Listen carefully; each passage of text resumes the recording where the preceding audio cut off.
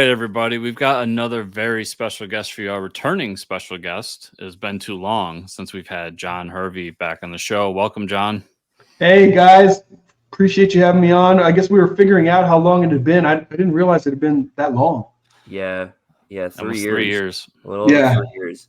It's crazy. Like, there's certain things in life that you can track how quickly time flies. Obviously, having kids for you is a pretty good indication of that, right? But like, Chris and I don't have. Well, Chris doesn't have any kids that I know of. I don't. But like, the podcast is a good indication of I feel like we just talked to you, and now it's like, oh no, 5 years has gone by, 3 years has gone by. And it's like, wow.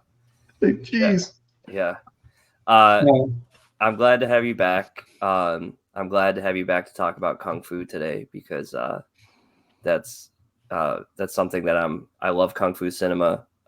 When Kung Fu books come out, I don't think there's enough Kung Fu comics, so I'm super excited to talk about Black Tiger because this is volume 2, so there's already some stuff out there already. Yes. So yeah, give us the rundown. Black Tiger's on Kickstarter right now, volume 2. That's right. Yeah, give us the rundown on this project. So I mean, in total, for those of you that are completely new to Black Tiger, there is a lot of Black Tiger to be had. I mean, Nice. there's I think in total around 350 pages of Black Tiger. Wow. So the first story arc is called Legacy of Fury, and that was a 6-issue story arc. Each issue is anywhere between 25 to 30 pages in length. And then with this new story arc, Hidden Dragon, volumes 1 and volumes 2, they make the full 6-issue story arc for Hidden Dragon. So you have, if you're new, you got 12 issues of awesome. It starts off just Kung Fu, but then there's all kinds of mixed martial arts madness that's happening in these books. So there's a lot of fun action to get caught up with, but also it's a really intriguing story. I mean, it's really the story of a kind of a generational story of a power getting handed down from one generation to the next, and some mysteries that need to be solved. The new Black Tiger, the murder of her father, and him being posthumously, dishonored as a cop. So I mean, you can't really have a martial arts themed book if you don't have some form of redemption or revenge that needs to be taken. Yep. That's just par for the course. You killed my brother. Mhm. Let's go. That's that's every Hong Kong movie that you watch. You killed my brother. Yep. And then there's a slew of villains that line up, single file line they have to fight or take on, right? Like exactly. Yep. So I mean, it's like those elements that you kind of expect in a kind of like a martial arts property. You're going to get those. You're going to get a whole slew of different styles of fighting. And one of the things that I love about comics, and I think the first time I really saw it was back in the day. My buddy, he collected Daredevil back in the day when during the Miller run. I know that's a long time ago, but he collected that, and I was collecting Avengers at the time. I remember sitting on his brother's bunk bed and reading that whole series. And I mean, along with just the amazing story and just being totally caught off guard by Elektra's death. The fight choreography that Frank Miller did in those books fully inspired me. I was just like, man, I was like, I want to have just all out fight choreography in my books. And that's one of the things that you will get in spades in these books, is the flow of the fight, trying to use some of those kind of Eisner-esque type,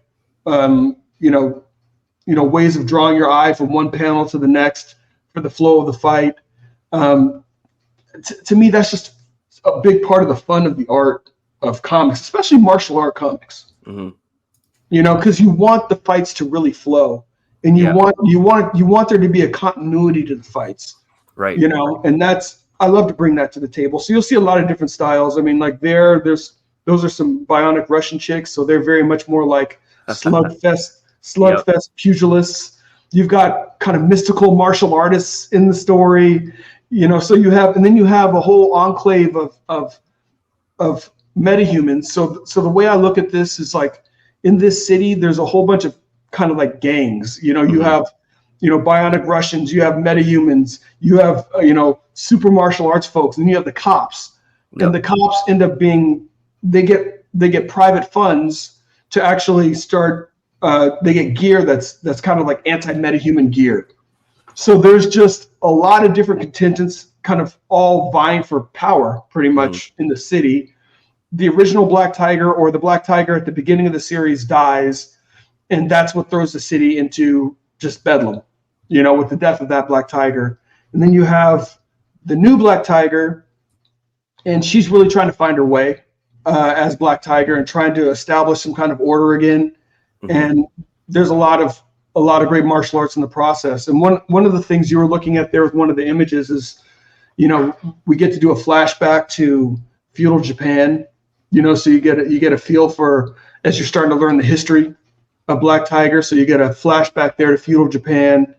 You get another flashback that actually takes you to a ziggurat in Brazil of all places, and you start to you have Quetzalcoatl, so you start to link these different dragon powers. So what I'm trying to do is I try to make a very kind of whole, like full, trying to connect different things within the world. Mm-hmm. So taking the Black Tiger power back pretty far, and you start to realize, like, man, it crosses different cultures, right? And it's manifested in different ways in different cultures. So just having the fun that you can really only have in comics. Yeah.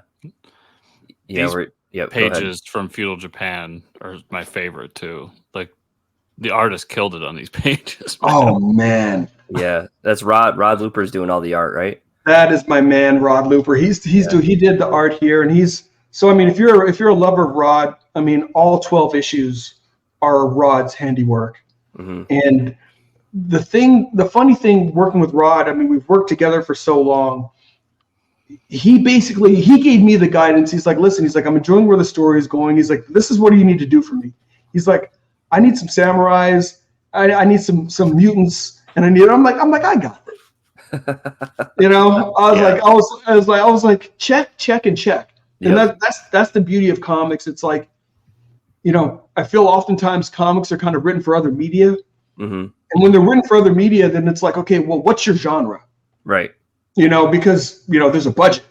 If you're writing for a TV show or a movie, you've got to write to a budget. I write to no budget. It's like, I'm gonna go anywhere and everywhere. I want the adventure to be spanning as much territory as possible. When people pick up the books and read them, they're just like, oh my gosh, this dude just took me on a journey. We went to feudal Japan. We went here to ancient, had an ancient Mayan adventure. We had this, it seemed like a street level battle, but it's like you've got these bionic Russians, and you've got these, cops with all this, these techno cops, and you've got these metahumans, these mutants, and just having fun. You mentioned like metahumans and stuff. I see one of the characters kind of looks like dragon-esque or lizard person. So there's some other like mutants or something within your world there. Yeah, and what I'm starting to do is starting to give people insight into kind of how the origin of the mutants in this world. Yep. So you're starting to get a flair for that, and it's one of those things where it's, and this is definitely an ode to the Morlocks and just, the things that we all kind of love growing up, and it's like you kind of wish you saw them executed a little bit differently. So it's like, what's everything pretty much is a refashioning or an ode to something at this point. But I have no problem honestly with folks like, oh, that's just a trope or this, but it's like the question is, how do you execute it? Right. Mm-hmm. There's tropes all over comics and always have been, but it's like when you see something done well, you're like, that was cool. Right. You're not like, oh, that was a trope. Yeah. Well, some people will, but it's like, yeah, of course it was a trope. Yeah. We love tropes. Yeah, tropes is great. Yeah. Well, exactly. I see a giant ancient dragon in the book. I'm like, hell yeah. Hell yeah. Why isn't there a giant mystical ancient dragon? One of the in pages, a mall. Yeah, in a mall. Yeah, that's one of my favorite pages I'm going to talk about. Is like this giant dragon in a mall is like one of the best pages on Kickstarter right now. Everybody's got to go check out. and you definitely have a lot of different interesting characters, and the way the art is handled, drawing, all that stuff it's really cool. And the way he breaks up the panels, especially, and I do think one of the hard things to do is fight scenes, like you talked about Frank Miller's Daredevil, but kung fu and like sword fighting and just fight scenes in general. I mean, it's easy. Like for superheroes, you see like, oh, somebody punches somebody off page, but like when you have more street level stuff and not so much like huge Superman-esque people fighting each other, you have to like put a little more effort or thought into the art, I would guess, right? I agree. It definitely takes some doing, because at the end of the day, I mean, we all want to see something cool. Yeah. Right. And it becomes a fun challenge. It's like, okay, we're going to have a fight scene, but how am I going to make you care about this fight scene? Or how am I going to make you come away from this fight scene and say like, oh, that was awesome? Because we've all seen awesome fight scenes. Yeah. And we've also seen scenes where we're just like, man, that was a letdown. I've been waiting for this showdown. Yeah, right. For like 2 issues, I've been waiting for this showdown. And it finally happens, and you're just like, that's it.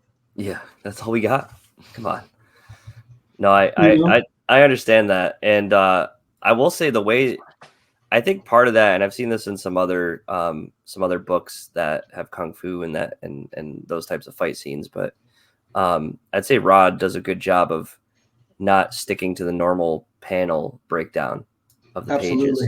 There's a lot of like going. There's some definition for the panels, but there's a lot of art kicking in and out of it. Yeah, which I think kind of lends itself to this sort of book. And Rod's great. I mean, when I script, I almost overscript. I very much I lay out panels. I'll give even reference images and things like that. And the reason why I do it is I want Rod to I want him to know what my vision is. So but the reason why that's a good thing, it's not that like, okay, we're just going to stick to this 100%. It's like as the line artist, he then looks at that and he'll be like, every now and again he'll be like, hey, that's great. Sometimes he'll be like, what you want is impossible. Or other times he'll be like, what you're trying to do, I think I have a better way of executing. Right. And so like you talk about the dragon one in the mall, that was originally a 5-panel page. Okay. Because there were so many things I wanted to show. I said I wanted to show the dragon is coming up from basically emanating from the floor up, because it's the dragon's manifesting basically. I want to show the enormity of it, but I also want to show the calamity. I want to show people hanging off the side of the second or third story of the mall, blah blah blah. And so I had all these panels broken out. And he's like, it was kind of like Yahtzee. He's like, I can do this in one image. I was like, if you can do that, do that. Yeah. Then he used that crazy fisheye, and I was just like, yeah, you're the man. Yeah. So people are like, hey, that's the best image in the book, and I'm like, yeah. And then I'm like, and that's not how I laid it out. I mean, he took all these pieces, and he was just like, I can do this. Yeah. I can do this in one shot. Yeah. Yeah. It sounds to me like your relationship with him has really grown throughout the book too, where you trust him to do things that are a little bit different and go off of what you're saying. Yeah, that's always a good relationship. Absolutely. He's taken a lot of ownership too. I mean, it's like we've worked this together for a while, and he knows kind of my vision for the characters, but then he's not shy, just like, hey man, we need to put some different elements in here. We need to shake this up. We need to keep this fresh. And that to me, I love that. I love being challenged that way, because I think sometimes it's easy to sit back, you've created something that you've been kind of working over and over and over again, and you feel kind of like your beautiful mind, you've got all these different things connected, and it's good to have somebody that's on fire that can just say like, yeah, you need to take a step back from this, and let's bring some new elements into the story, and let's keep this fire burning. Your Dragon in the Mall is really cool, but what I need is some orcs fighting samurais right now. So right, because Dragon in the Mall is not enough. Yeah. I mean, Dragon in the Mall, it's like we need Ronin orcs. Yep. And crazy, like like Oni, warlocks, and all kinds. We need it all. Yeah. I was like, okay, pack let's it all do into this. the book. Let's go. Yeah. And always tons of martial arts. Oh, hell yeah.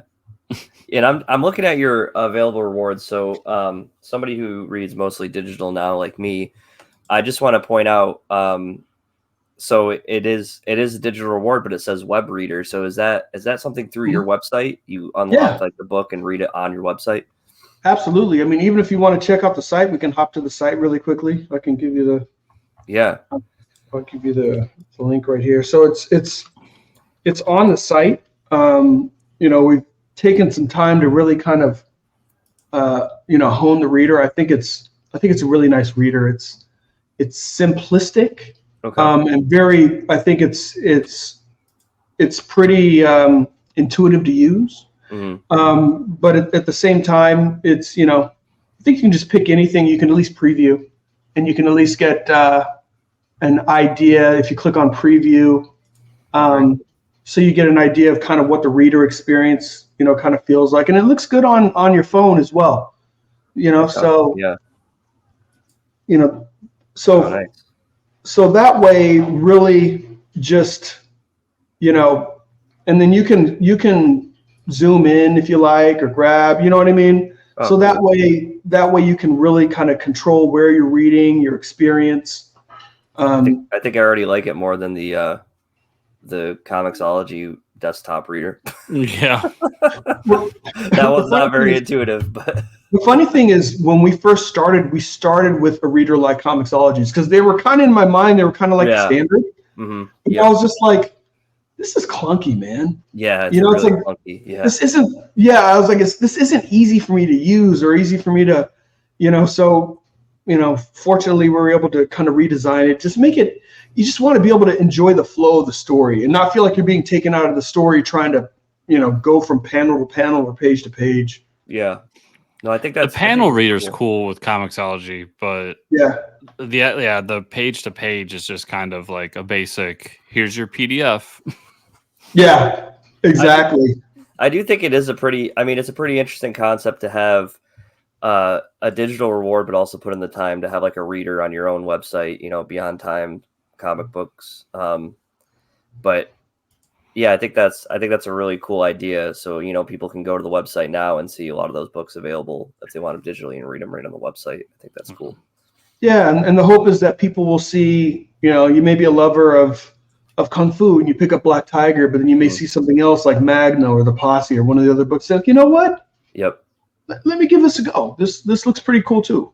Yeah. No, I think that's an awesome idea. And then some of the other rewards you have a lot of original art still up with the campaign. So a chunk of it Rod already sold. Okay. So that's basically the remainder of the art that's available, from like the 80-something pages. So just figured out, he's like, hey, you can go ahead and make this available, and if somebody wants to purchase it, that's cool. That's really cool. Yeah, so there's a lot of between penciled art and inked art that's available as well.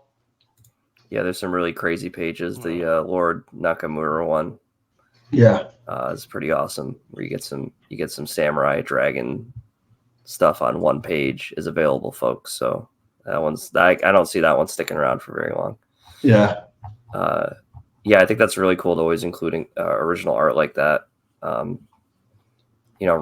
Original pencils. I think that's awesome. That's yeah. And his pencils are. I mean, as you can see, they're very clean. Yep. His pencils are very clean, and of course his inks are, very tight. Yeah. So it's all good stuff. Yeah, I think it's awesome, and you have some variant covers too, right? For the project. I do. So kind of the way that works is like each graphic novel, each of those graphic novels are 3 individual issues. Okay. So basically, it's just each of the 3 issue covers that you can choose for the cover for the graphic novel. Okay. But the way the graphic novel is on the interior, all the images are there. So there's a cover gallery on the inside. I don't want somebody to feel like, man, I bought, I had to buy 2 copies just to get the covers. Yeah, because that used to always piss me off. I'm like, no, the images are on the inside. All you got to do is choose which one you want on the outside. I think that's a good idea. Yeah.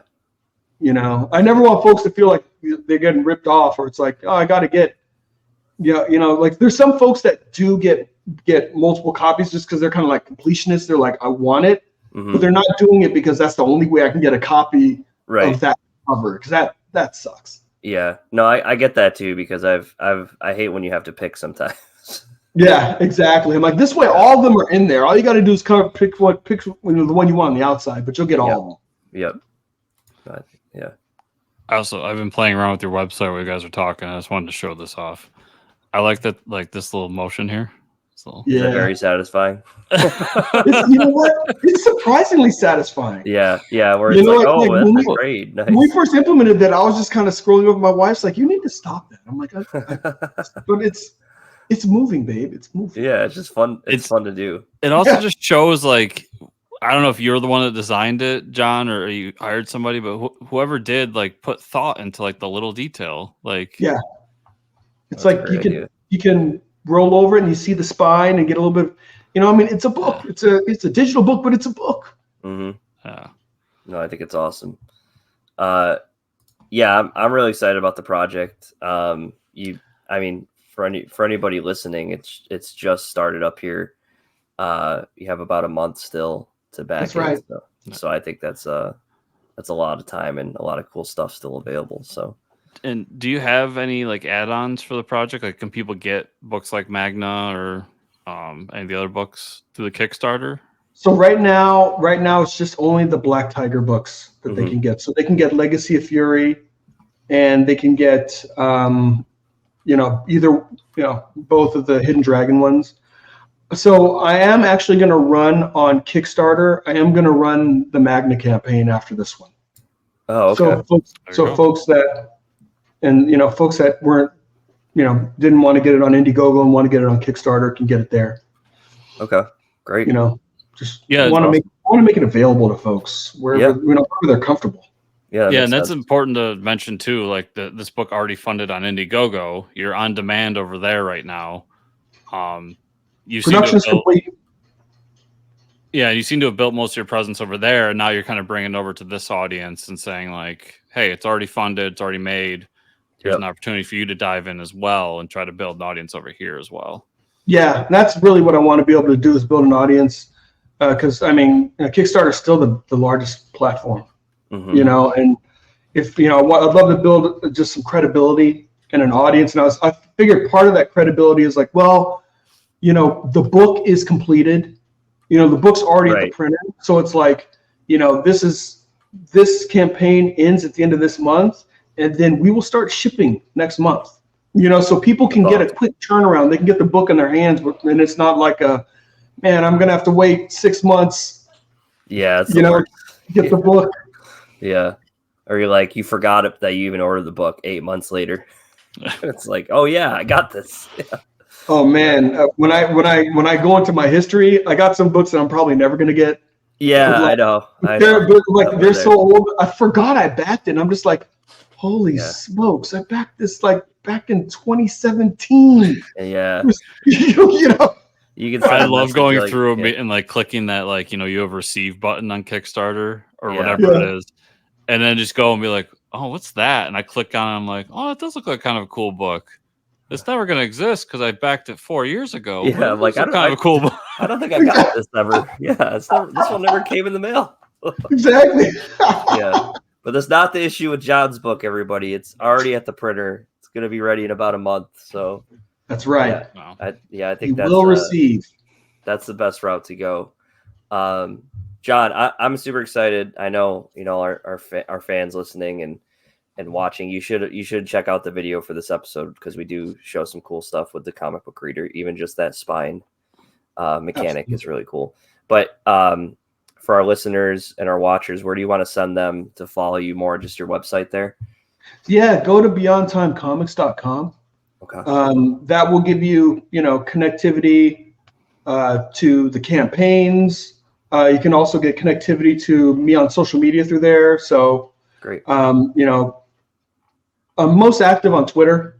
of all the social media, but it has the Insta and has Facebook. So if you go through the website, you can get connectivity to me and you can reach out to me. Awesome. Great. Definitely. To everybody out there watching and listening, as always, I'll have the links in the show notes down below. So check those out. Click on them. You can get to John's website. Also, most importantly, the Kickstarter campaign. And if you're an Indiegogo person, I'll get that link as well and put it in there so you can get the on-demand version. John, thanks so much for stopping by, man, and just chatting some Kung Fu comics with Mike here. And me, but mostly Mike. Yeah.